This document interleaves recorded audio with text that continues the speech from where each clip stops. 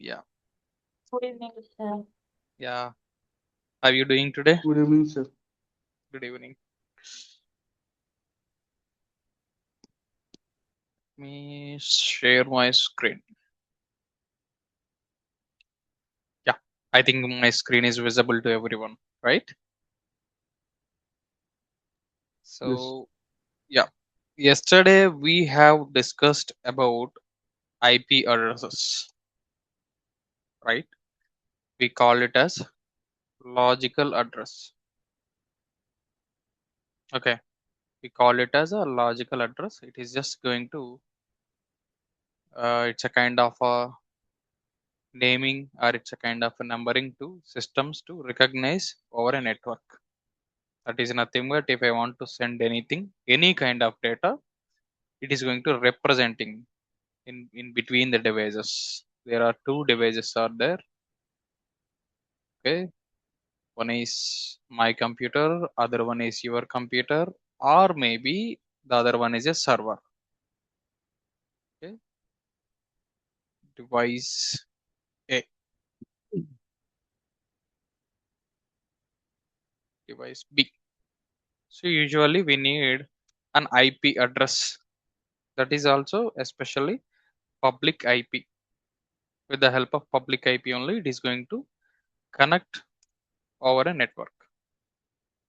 For example, through it needs to be connect over internet. So we need an IP address that is also a public IP address. So private IP doesn't have a value. It is just a recognition purposes we're using it. So we have to know some other more important thing today, which is ports and protocols. Okay, ports and protocols. So what are these ports and protocols? So we know for a data transmission between two devices, whether the devices are nearby or maybe devices are too far also, we need an IP address. But the thing is, if we want to send a specific email or if I want to send a WhatsApp message, it needs to be reach you exactly. That means it reach you device and also it reach you the specific application. For suppose if I want to send a WhatsApp, it cannot go to showcase you like a folder or a file in your desktop, or it is not going to showcase you na what it is a Google application or something, or maybe Gmail like that. So exactly if a mail sending if I want to send an email to you, it needs to be reach your email address only. If I want to send a WhatsApp message to you, it reach your WhatsApp number only or WhatsApp application only. It is nothing but we can consider applications per suppose. So how exactly these things happening? So usually the connectivity is fine. Public IP is there with the help of IP. Device itself can be connected. That is fine. Sending the data from one device to another device is fine. But internally, how these applications actually functioning? It is because of the ports and protocols. Okay. It is also ports and protocols. So let's decode one by one. What is exactly a protocol? Okay. What is exactly a protocol? Protocol is a formal set of rules. You can consider it's a formal set of rules that define how data is formatted and transmitted and received and acknowledged. Okay, how data is going to be formatted. Okay, how exactly the email needs to be sent to a specific receiver.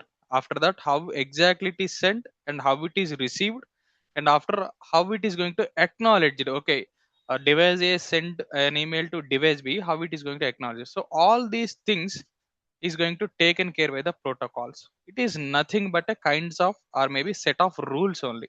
How data needs to be transmitted throughout an application with the help of application. Okay, you can consider it's a kind of language. Okay, it's a kind of language plus grammar plus rules. Okay, if I'm telling you something in English, you can understand. You guys maybe your mother language may be Telugu or maybe English or maybe Hindi, but still you can able to understand my English because this is a specific language. Okay, just a second. Okay,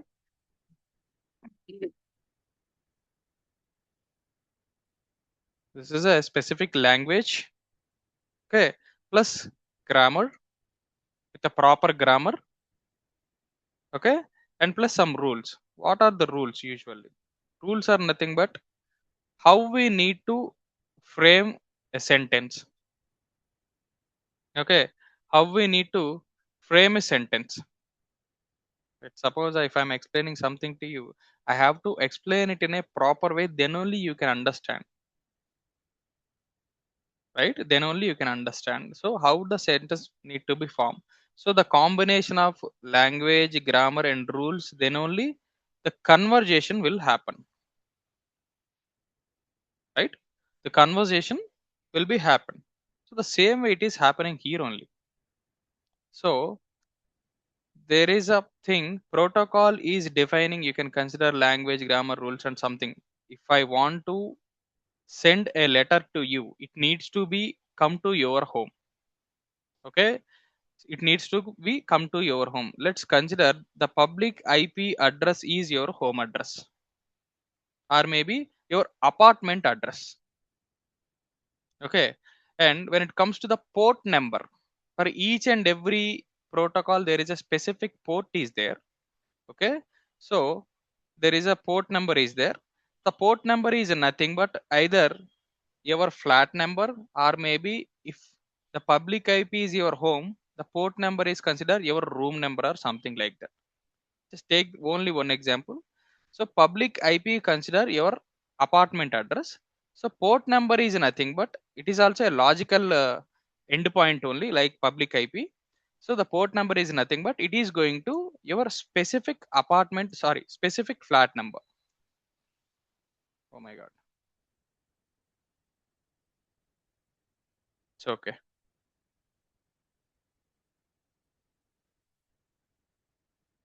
Oh god, I lost it. What's happening to my system? Sorry guys, lost this. Okay, so device A, let me give device B. Yeah, so public IP, sorry, public IP stands for apartment. Okay, and port number is equals to your flat number, like this. So if a letter, if I sent a letter to you, it needs to be reach you exactly how it is reaching, because with the help of your public IP along with the port number.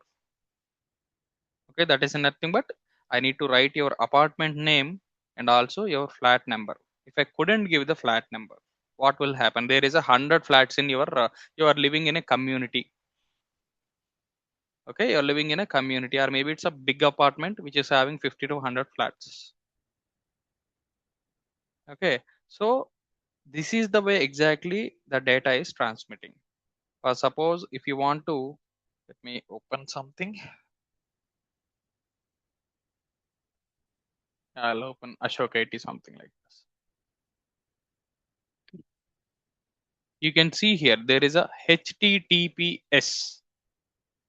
Okay, hypertext transfer protocol with security, that is called HTTPS.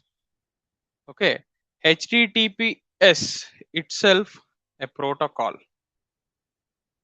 Okay, HTTPS itself a protocol, or maybe HTTP is also a protocol. Okay, what is the difference between HTTP and HTTPS? Here in HTTP, the data is transmitting from device A to device B. That means I'm writing something. Hi, hope you're doing well. Okay, like this way, I've written something like regards me, regards I something. I've written a mail like this. I'm sending it to you. If the application, if Gmail application is using HTTP protocol, it is showcasing, for suppose if a hacker wants to intercept your device or intercept your traffic, okay, he can able to see the complete email if they are going to add security to their HTTP. Okay, if the Gmail itself going to add a security to their security, adding security to their Gmail application, which is nothing but HTTP, hypertext transfer protocol secure, or secure hyper transfer text protocol, both are same, you can say in both way. At this moment it looks like this way. At this moment the mail looks like this way. So is anyone can understand these kind of things? This is considered as a ciphertext. Okay, this is considered as a ciphertext, which is nothing but encrypted text. Okay, whether it is a email, whether it is anything. Okay, we have already seen an example. This is a Ashok IT. We can see HTTP is there. For suppose even while I'm connecting to this website, the end-to-end the end-to-end data should be encrypted. So I have a accessibility here. I have a username password is there, then only I can able to access this application. And also while I'm doing anything, I'm going to open my dashboard, or I'm going to joining any class, accessing anything, I'm going to uploading anything here. At this point of time only I can able to view anything, or maybe if anyone have the same level of access, they can able to do anything in this application. If anyone wants to intercept my traffic, that means maybe they are going to intercept me, or they are going to directly intercept the web traffic of the Ashok IT also, they cannot see anything because it is a hyper transfer text secure protocol is there. Okay, hyper transfer text secure protocol is there. So it comes under like I'll give you a simple clarification. It is nothing but inside the device there are multiple different applications are there. For each and every application there are individual ports and protocols are there. So there are different ports and protocols are there. So these HTTP and HTTP is considered as related to the web traffic. These are related to web traffic. That means for website connectivity, web browsing, those kind of things, these protocols usually used. But the thing is, if it is HTTP, it is unsecured. If it is HTTPS, that means secure. Okay. For each and every protocol, there is a port number is also there. I told you. For HTTP, it is 80. By default, HTTP port number is 80. And when it comes to the HTTPS, by default port number is 443. Okay, it is 443. Let's assume you are working for a specific company. That specific company is having, okay, is having Windows server. Okay, as a DevOps engineer, you need to work on those servers, but those servers are having Windows operating system, and some other operating systems have Linux. Okay, maybe few like a 5 or 6 individual servers have Windows operating system, and some 5 or 6 some other devices have a Linux operating system. Again, you want to connect it to these devices. So for specific Windows operating system is have a specific protocol, that is RDP, remote desktop. Okay, remote desktop protocol is there, and for that also there is a specific port number is there. Okay, for that also there is a specific port number is there. Let me check, I couldn't get that RDP. Or else let's search here. RDP port number, I think it is 33 something. RDP port, yeah, it is 3389. Yeah, perfect. Yeah, so it is 3389. By default RDP is going to use this port number. And when it comes to the Linux, we use SSH. Okay, SSH is stands for secured shell connectivity. RDP stands for remote desktop. It is used for Windows. Linux using SSH, that is called secured shell, and that is having 22 port number. So SSH is a protocol. That means there is a set of rules to connect the specific Linux machine, that is called SSH protocol. That specific protocol is having 22 port number. Okay. So RDP is a kind of protocol which is used by the Windows to how to connect to this Windows, how to transmit the data with Windows, how to uh, work with Windows. There are set of rules are there that rules are considered under RDP, but it is having a specific port number or maybe a default port number, that is 3389. Okay, there are bunch of port numbers and protocols here. Let me show you a clear example. There is 65,535 total ports. Okay, there are 65,535 port numbers are there. Okay, under this, from 0 to 1023 is considered as, from 0 to 1023 is considered as a well-known ports. That means like I've shown you, right? HTTP, SSH, DNS. Okay, like FTP, file transfer protocol. Let's assume you guys are using LinkedIn and Naukri also. So you need to upload your resume over there. And when it comes to LinkedIn, you need to upload your, sometimes you need to upload some data, some documents, nothing but you need to post something. For that post also, you need to upload some PNG images. So whatever it is. At that point of time, that specific application use FTP. Okay. FTP is nothing but file transfer protocol. Okay. There is a SFTP is also there. That is again secure file transfer protocol. So while we're uploading or while we're downloading a file from an application, again it is going to be secured. If it is an just FTP, again it is going to be a risk. Okay, so from 0 to 1023 is are mostly used by each and every device. That's why we call it as a well-known ports assigned by IANA, Internet Authority Names and Numbers. Okay, and when it comes to 1024 to 49,151, okay, in between 1024 to 49,151, these are registered ports. Register itself, you can see MySQL, PostgreSQL, or maybe is there any kind of specific services are there. For suppose, uh, we are going to learn about Jenkins. Okay, we are going to learn about Jenkins. Jenkins itself is act like a kind of web server or maybe web based application. So for the connectivity purposes, Jenkins itself need a specific port number. Okay, it needs a specific port number. Maybe we can call it as 8080 or something like that. Okay, so it needs to be register a default port number. So it needs to be request the IANA.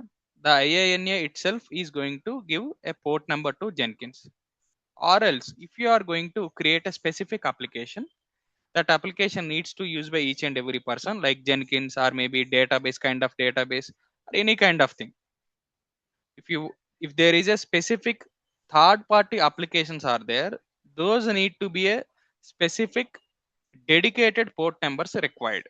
So those dedicated port numbers are called as a registered ports, and you need to be registered it under IANA. And the range for the registered ports are 1024 to 49,151. In between only registered ports are there.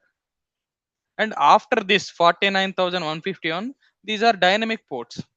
It's like nothing but if you are going to use something, okay, for each and every time we are not going to use only registered or maybe well-known ports. Sometimes we have to use some dynamic ports for individual connectivity or maybe different applications connectivity.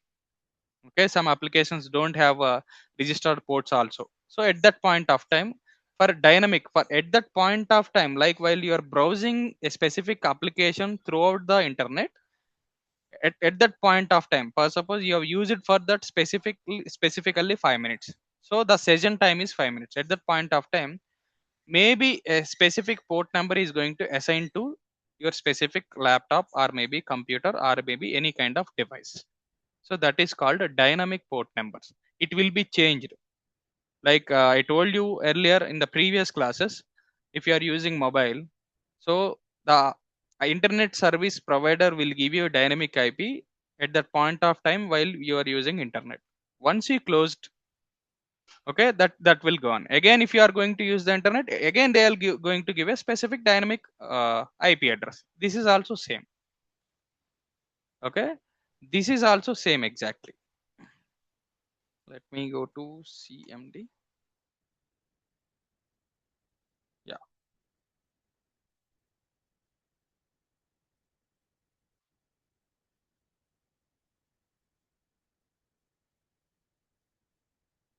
just a second. Yeah, IP config. Let me check. Is there any?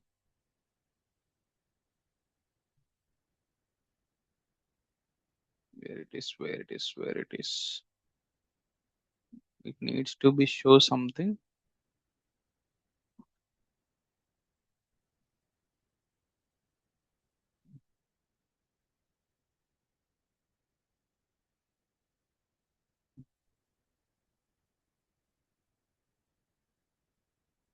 Just a second. Oh,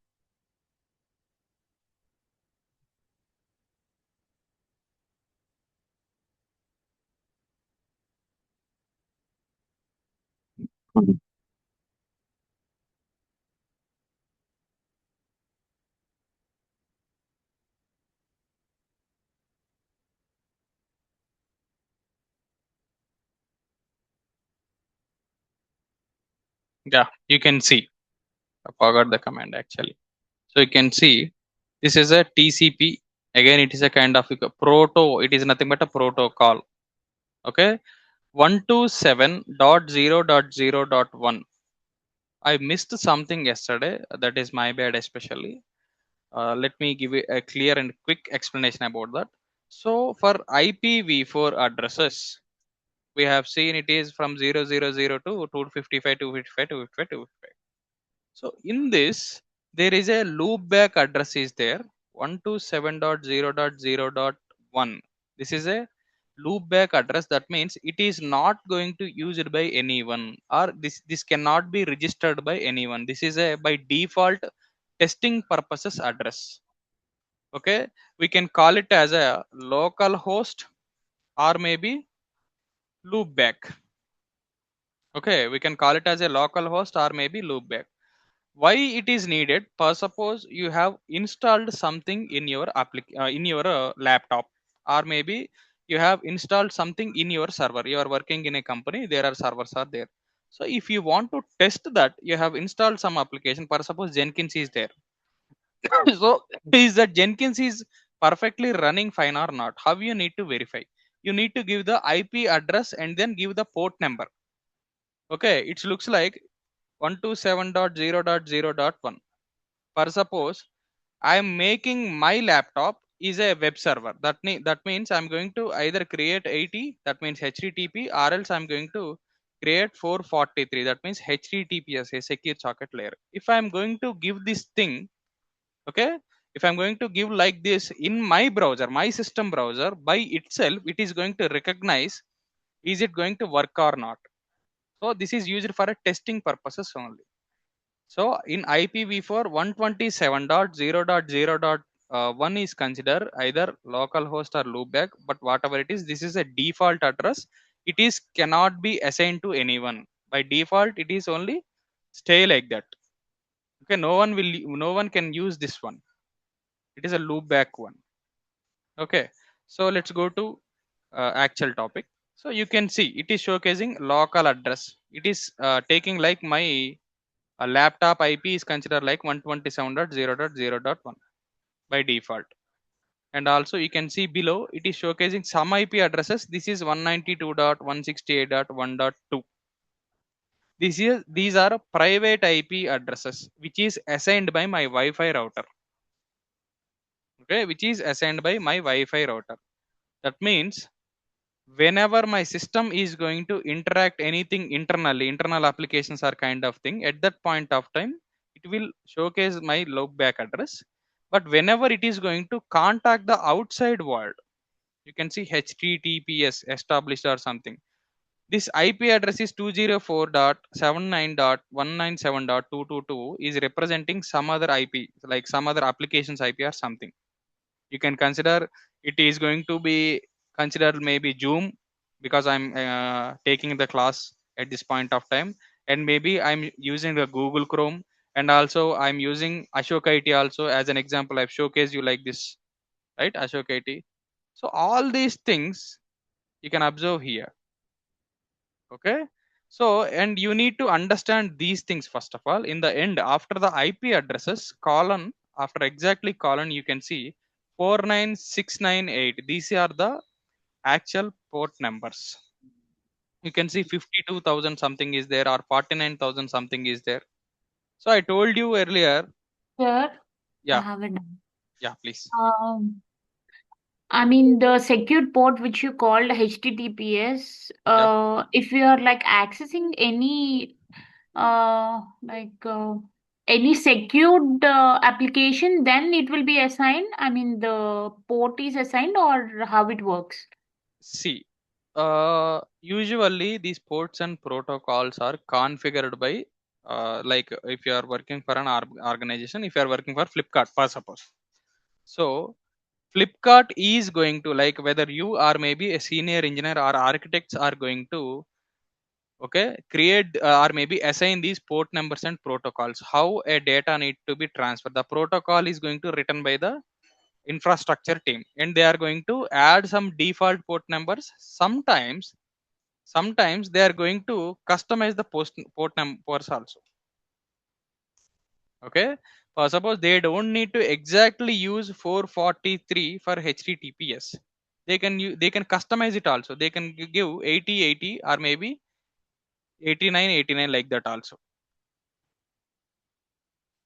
Okay, it is nothing but ports and protocols are just representing a specific service, whether it is Google web service, maybe a Google browser, or Jenkins server, or Facebook, Instagram, whatever it is. Any kind of application needs a specific port number to contact.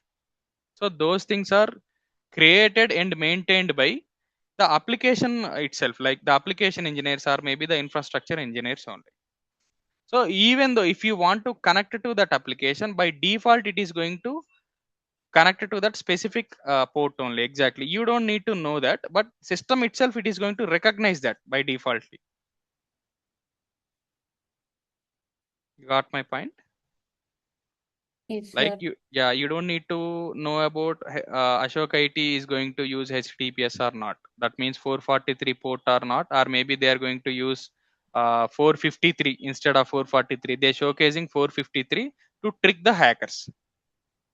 For suppose if it is 453, usually what hackers think, okay, there is no usable port, or maybe there is a other protocol is there in 453. Instead of they are going to try to hack on web server, they are going to try to some other ways, so they can able to trick like that. But by default these are port numbers are there, and we don't need to worry about these things, like how exactly it is going to contact. It is a communication between that only. It is created by the international organizations by default. Whenever the applications are maybe or services are going to build, by default they are going to implement these on their infrastructure. So devices itself going to create a contact establishment with in between those servers or maybe those computers are like that. We don't need to worry about those things. So what I'm going to showcase you here, yeah, maybe it is showing like 52492, but it is HTTPS traffic, right? It is HTTPS. By defaultly what it need to be show, it need to be show some kind of any other port number or something. But here you have to understand one thing.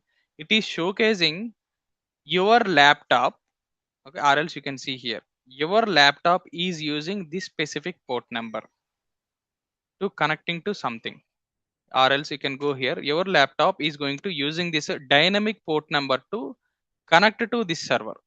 Okay, this specific IP address is representing a server, and that specific server is having HTTPS. That means secure transfer protocol is enabled. So it is not going to showcasing the IP address. It is just showcasing the it is not going to showcasing the port number. It is just showcasing the protocol only. They are hiding that. Okay, it is just showcasing your computer itself is using some dynamic IP to connect a specific server for a point of time. Okay, it is established. That means it is in a running state. You can see the below one. Again, it is used same kind of port number, or maybe some other port number by sorry, it's a dynamic port number for a specific use. It is also a specific kind of server which is having HTTPS. Again, it is timed out. That means the connectivity is closed already. If it is showing like established, that means it is already connected and running. Okay, it is connected and running. If it is showing like time wait or maybe timeout, okay, it is looks like it is already exited from that. For suppose you have opened some website, you use it for that specific time, 5 minutes or 10 minutes, and then you closed it, it will show like this. Okay, even though you can see this is representing my IPv6 IP address instead of IPv4. Again, it is going to use a port number 49 something like that, 49,000 something like that. You have to understand the thing is 49,152. From here to 65,000 something, there are dynamic port numbers are there for the temporary purposes, or maybe for temporary use case of the any kind of system or any kind of device. Okay, simply these ports and protocols are used to transmit the data to exact endpoint, one endpoint to the other endpoint, which is nothing but applications only. If you are using WhatsApp, if I send hi, exactly hi needs to reflect in your WhatsApp only, instead of it is going to reflect in Instagram or something. So exactly it needs to be reflect in your application only. How it is exactly happening? Because of the port numbers. That's why I gave an example, like it is nothing but like a language and grammar kind of thing, then it is equal to a conversation like that. So those are considered as a protocol. So protocol is representing a set of rules how exactly a mail needs to send from device A to device B. That means how exactly it needs to go there. Okay, you know something, whenever you are going to do anything, the data itself is going to convert it as a data units. For suppose you have sent an email. Okay, you have sent an email. That email have a larger data, maybe larger files or something is there. Okay, that email is having 5 MB. Maybe the size of the email you can consider 5 MB. Okay, the network itself can't send 5 MB directly to device B. Instead of that, it is simply going to make that 5 MB or maybe the entire mail into 100 data units. Okay, it is going to make it into 100 individual data units. Okay, for each and every data unit, the port number is going to be assigned. For suppose it is email, right? That means SMTP.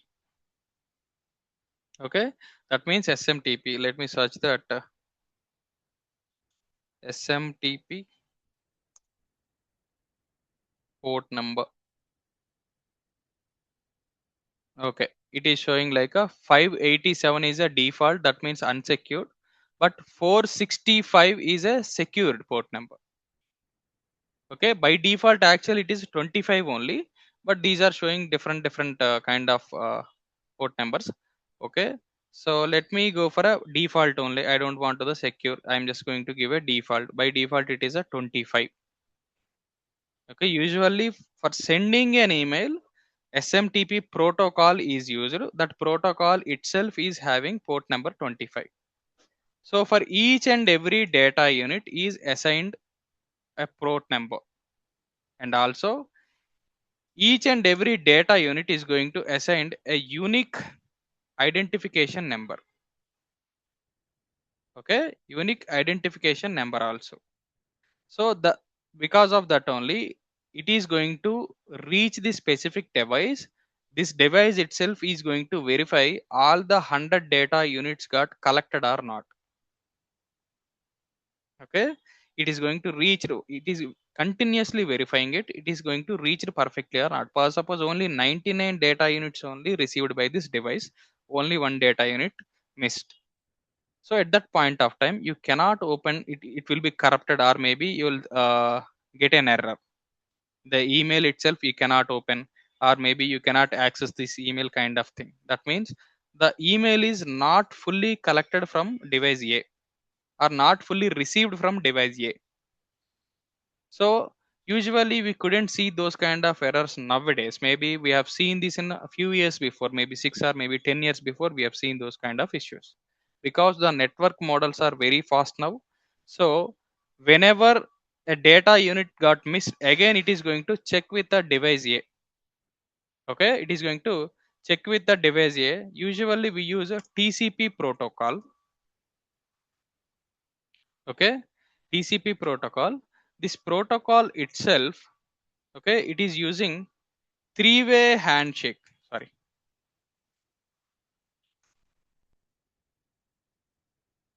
three-way handshake. What is three-way handshake?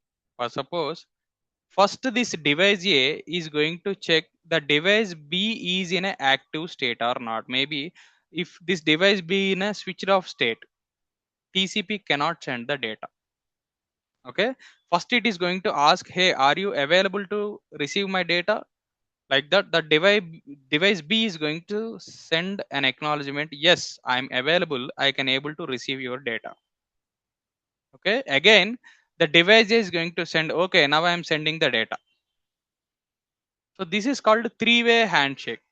What it is, first it is going to check with the receiver, is it in active state or not, and then the device B is going to send a acknowledgement, that is, hey, I'm available. Then the device A itself is going to send a reverse acknowledgement. Okay, request, acknowledgement, and reverse acknowledgement. So this is called three-way handshake. Okay, so then only it will be get 100 data units perfectly. For suppose only 99 data units got received by device B, continuously within a fraction of seconds it is going to ask, hey, I missed something, you need to send. Okay, for suppose a device A lost the internet at that point of time, it is going to sending the request continuously until unless the device A got the internet, immediately it is going to send the missing packet. Or else device B itself facing an issue with the network, until unless it is going to received the confirmation got from device B, then still it is going to continuously sending the data. That's why whenever you switch on your mobile, or whenever you switch on your mobile data, or maybe whenever you turn off your flight mode, immediately once it is connected to the internet, maybe it is a mobile or laptop, you'll get hundreds of notifications. Hey, you got some message, you got some notification, like that hundreds of notifications will come up.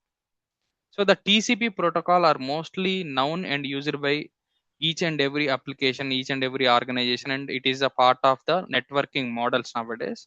That's why we are getting the data 100% without losing it. Okay, don't worry, we are going to discuss about TCP and some other networking models also. There is a deep dive thing is there. You have to understand how exactly device A is sending something and how exactly device B is going to collect the data. There is 7 individual layers are there. Okay, 7 layers are there. For each and every layer is important. Okay, each and every layer have a crucial role. Okay, usually, just a second. Usually we called it as a networking models. Okay, Usually we call it as networking models. How exactly these networking models work? Based on these networking models, how the entire world, how each and every device sending and receiving the data. We are going to explore that in upcoming classes, or maybe tomorrow or day after tomorrow. We are going to exploring these things. Okay. At this point of time, you just need to understand these ports and protocols. That's it. After that, you'll get, once we are going to discuss about that networking models and all, you'll get it more and more. It is very elaborated at that point of time. Okay. I'll upload these documents to in that portal. You can able to collect and you can read those things also. Okay. Any doubts related to these ports and protocols?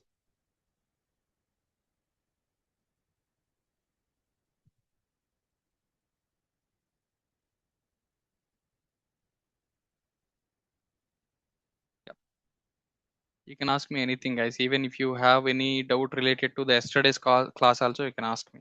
Not a big deal. Or maybe previous classes. Or you have any other doubt related to network also, you can ask me.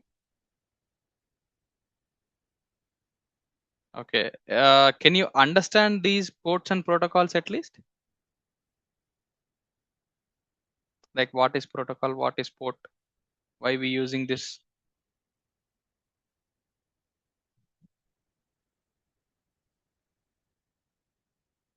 Guys, at least answer, buddy. I'm in confusion. You got my points or not?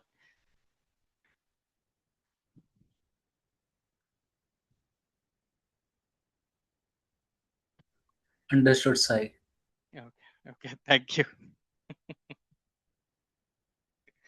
Okay. We are going to explore each, even though IP addresses and ports and protocols. So again and again, we are going to explore in upcoming sessions. This is just a basic brief only, like what it is there, why it is there. That's it. And why we are exactly using this. What are the actual crucial role of those? We are going to explore in the upcoming classes. But before we are going to the that much level, I'm just giving a basic brief and introduction about those things. Okay. The actual part is, whenever you want to become a DevOps engineer, you need to understand actual concepts of networking. So, what is exactly networking? Like how I companies are think using. there Yeah. is some internet connectivity issue, so your voice is breaking in between. How about now?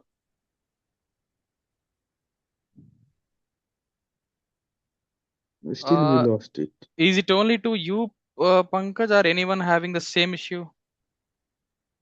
I didn't have any issues, Sai. Maybe. Maybe it is your network related Maybe thing, then it's Pankaj. from my side. Yeah, maybe Actually, it's from my side. yeah, I'm using specific headset. Actually, it is a very clear, I think. Like, yeah. So, sir, actually, this is my first session today. Okay. So today Great. I have first time I have joined this one. Okay. So I wanted to, maybe you have already explained in previous session, but Okay. just from my understanding, it's also like what and all we are going to cover in this means like entire course. Okay. Let me tell you here. So, can I erase everything here? Yes, yes. Yep. So, in this course, we are going to exploring about, first thing is networking. Mhm. Okay. We're going to exploring the networking in a deep dive. Completely, we are going to exploring most of the things of networking concepts and all. What exactly we are going to use in real-time scenarios. After that, we are going to discuss about Linux operating system. Mhm. Like 90 plus percentage of servers are run by Linux operating system. If you Yes. don't know Linux, you can't get the job. If you don't know networking, again, you can't get the job. You can't hold the job actually. And also, let me clear this. Yeah. we are going to discuss, or we are going to explore about the cloud services or else clouds, which is AWS and also Azure. Okay, in admin level.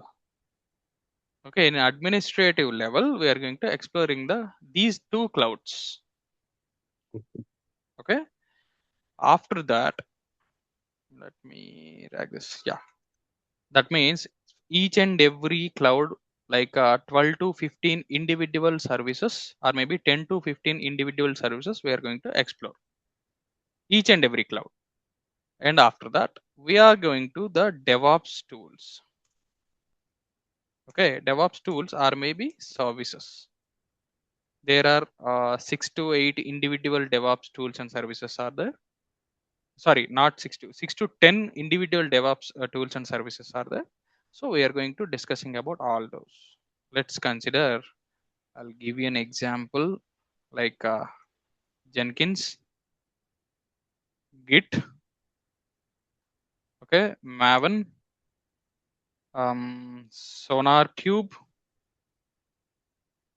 okay, Sonar Cube, and we can consider Nexus or maybe JFrog and Artifactory and Tomcat, okay, Tomcat, and also Ansible. This is different again. The thing from Jenkins to Tomcat, these are related to CI/CD pipeline tools and services. After this, Ansible is related to the configuration management tool. This is a configuration management tool. It is nothing but, let's assume there are 100 individual servers are there. You have to install a antivirus tool or service into all the 100 servers. So do you want to log into each and every server and install it and check is it installed properly or not? No. No. For that, to automate each and everything, we use Ansible. So Ansible is going to do that thing within a 10 minutes. So how we are going to do that? We are going to explore that. And also we are going to the major tool, which is Terraform. I'm not saying all these are not major. Each and every tool is major, but while you are going to giving the interviews, or maybe while you're getting while you put your profile, mostly they ask you, do you know about Azure, AWS, Jenkins, Ansible, Terraform, like these questions. And also Terraform is a IAC, infrastructure as a tool, or infrastructure as a code. Sorry. So if you want to build 100 individual servers, again, do you want to go to build it manually? No. No, you are going to build it with the help of Terraform code. It is going to work with each and every cloud. Okay, so how it is going to happen, we are going to explore that. After that, we are going to explore about K8s, which is nothing but Kubernetes, and also the Docker. That is nothing but a Docker containers. What I am giving you is the actual tools and services you need to know. Okay, you need to, if you want to get a job as a DevOps engineer. And also you need to know, or you need to learn some security tools. Okay, that's why I called it as a DevSecOps, multi-cloud DevSecOps. These security tools are used for CI/CD. The complete continuous integration and continuous deployment is going to scanned by those security tools. Those are going to generate a report. Is there any kind of malicious content is there, or maybe any kind of attacks will happen because of there is any vulnerabilities are there? It is going to showcase that. So we're going to explore each and everything. You can understand networking thing, operating system, clouds and services, like two clouds and services, DevOps tools and services, which is Jenkins, Git, Maven, SonarCube, Nexus, Tomcat, Ansible, Terraform, K8s, Docker containers, and also K8s is nothing but Kubernetes only, and also some security tools which is related to CI/CD. Okay, learning Jenkins or maybe Jenkins to till Tomcat is nothing but CI/CD only. Okay, the concept is automation. Simply, DevOps engineer's actual role is automation. You need to eliminate the toil. That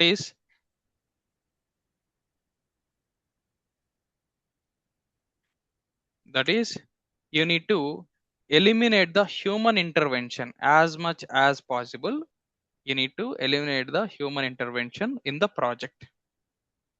So what they'll ask you, do you have experience in CI/CD pipelines? So what are that CI/CD pipelines?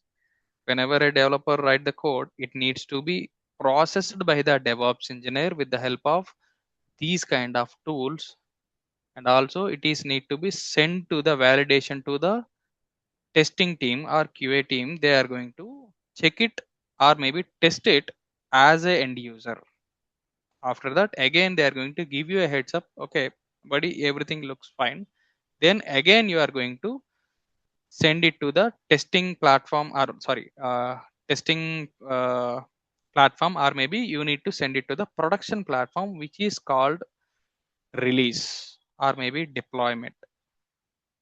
So that is called CD. So continuously verifying the services, verifying the code and checking everything is called CI, continuous integration. Every day, every time it is happening. And also continuously deploying the verified code is continuous deployment or maybe delivery. Okay, it looks Yes. like, not I'm saying each and every day write code, each and every day you do that. Maybe at least 2 or 3 days you have this kind of structure. Okay, maybe they write the code in Monday, they'll submit it to you on the next day, Tuesday or maybe Wednesday. You have to process it the same day. If you find out any kind of errors, you have to send it back to the developers. Hey, I found some issues with the help of Sonar Cube. It is showcased some syntax errors or some kind of things are there. We cannot process this. You have to send it back to them. Again, they re-verify it and send it back to you. You have to reprocess and you have to redo the same things. After your work, after you done everything, so usually what we do, we are going to take the code in Git, we are going to build it with a Maven. That is nothing but making it to system readable format from human readable format, and check the code quality with Sonar Cube. And is all things fine, we are going to test it with a Tomcat, like in the web server, how it is going to looks like. After that, we are going to store it as a kind of file or folder. We are going to store it in a artifactory which is called either Nexus or JFrog. So all these things we can able to done manually, or maybe we can able to call each and everything inside the Jenkins. We are going to configure each and everything with Jenkins. With a single click, Jenkins is going to do all the work. That is called Jenkins pipelines. Okay, Jenkins pipelines is nothing but the Jenkins is an automation tool. It is going to do all the work by default. Like we are going to configure each and everything inside the Jenkins. If you click one button, that is called build. If you click that build button, it is going to run the pipeline. That means it is going to start with code. It is going to build it. It is going to verify it. It is going to check it. It is going to save it. And till the end, the pipeline got succeeded. Okay, the pipeline got succeeded. Then everything looks fine. Then you need to send it to the QA team. Okay, so this is an automation. Again, Ansible Terraform itself is going to do the automation. So what we are doing here is we are going to understand each and everything. Not only all these tools and services. Suppose you are working for a banking project, you need to understand those things, how exactly these are working. Or else you are working for a e-commerce website, your company's e-commerce website. You have to understand those things. So if you want to understand that, if you want to know the number 100, you have to start with 0. Okay, you need to start with 0, then only you have to reach the 100. So you have to understand each and every concept, each and every tool, and each and every service. Then only you will get a clear picture of that. Yeah, we got, buddy. Yeah, I got it.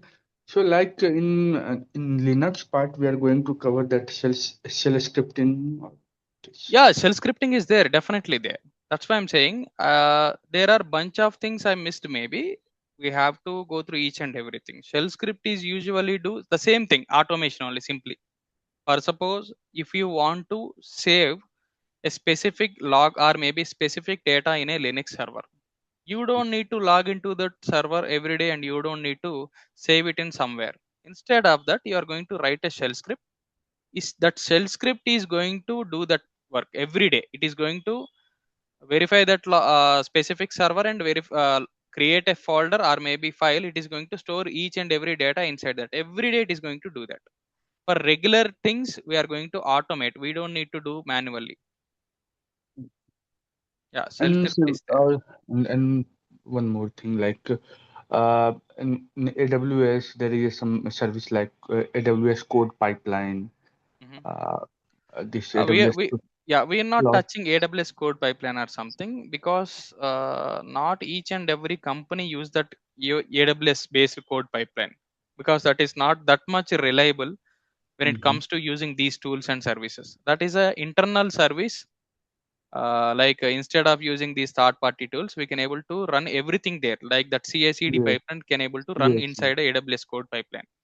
But we yes, are that's not right. using that. We are not going to learning that. We are going And to learning like 90% companies are using these structure, these tools and services. So I'm yeah, focusing on these only. and like there is a means like alternative for the Yes, Terraform, yes. like it is a cloud formation. Yeah, So cloud formation is there, but no one asking cloud formation today because cloud formation is especially designed for AWS, and yes. there is a drawbacks, cons also there. There is a kind of issues, bugs also there. Okay, Mhm. Terraform is you can able to create a specific template in Terraform that can be used in any cloud. Yes, That much uh, feasibility with the Terraform is there. So that's why companies are expecting those things. It is nothing but taking a specific developer who can able to write only Python, instead of they are going to taking a person who is a full stack developer who can write Python, Java, .NET, everything, or who can uh, going to create and build one and maintain everything. okay. Yeah, So one more thing is GitHub action. Like why I'm asking these things? No, so nowadays I'm seeing the interview I I like know. requirement. I know. So GitHub Actions is also a famous thing nowadays. I know. But yes, we don't need that. We can either we need to learn one tool, whether it is as you said, either a code pipeline or maybe these third party tools. But when yes, it comes to the code pipeline, only a few, like below 10% companies are only. Even my throughout entire experience, I haven't got a chance to work with that. I've worked yeah. with maybe 10 plus projects also. I haven't heard those things the companies are using. And also Nowadays when it I'm comes seeing the to openings. No, means the requirement. ha They ha expect everything from the means like I got you. I client. got you. Yeah, GitHub Actions also nowadays trending, but you don't need that. You can work with Jenkins is fine. Yes. Why I am saying CI/CD, is CI/CD Jenkins is okay, fine. yeah, Because that's fine. Jenkins can do everything, and for Yes. that is not particularly with any particular cloud. Yeah. Like this code pipeline is for only for AWS, but Yeah. Jenkins can do everything, same thing. But don't know why Yeah. they are asking if person That is is just simply based out of per suppose buddy. If you need to purchase Git enterprise version, so each Mhm. and every company you need to use Git. So usually till today, most of 90 plus percent of companies are using Jenkins. For cost optimization, they are going to switching it to GitOps. Both GitOps and Jenkins do the same thing. So the Yes, thing is here, they are going to purchase they need to purchase both. They are need to purchase Git enterprise level and Jenkins enterprise level. So instead of that, simply they are going to purchase the GitOps, which is already comes with Git with a yes. less price. That's why they are expecting GitOps, but it's not necessary. Jenkins is also fine. Actually, Jenkins is fine. Like if you got 100 calls, 80% calls will ask for Jenkins. Maybe 20 or 15% calls will get for a GitOps.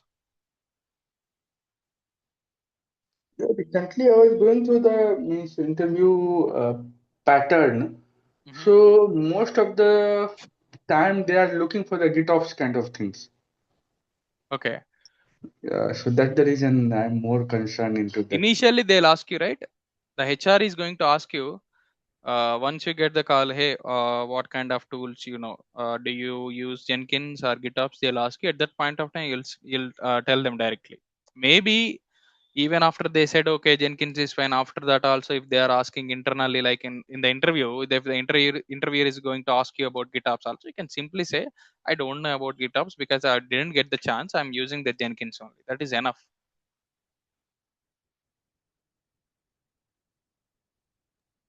Yes, got it. Yeah.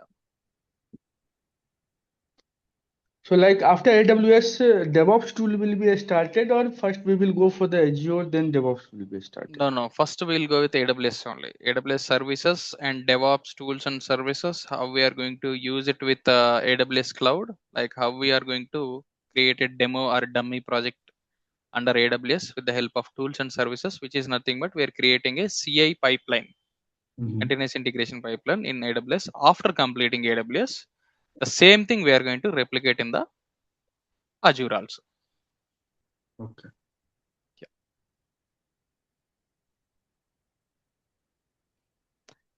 So, have you understand this today's class about the ports and the protocols? Is it clear to Yes, you? sir. Yes, yes. Okay. Okay, sir. Thank Yeah. you. Yeah. Is there any other doubts or questions?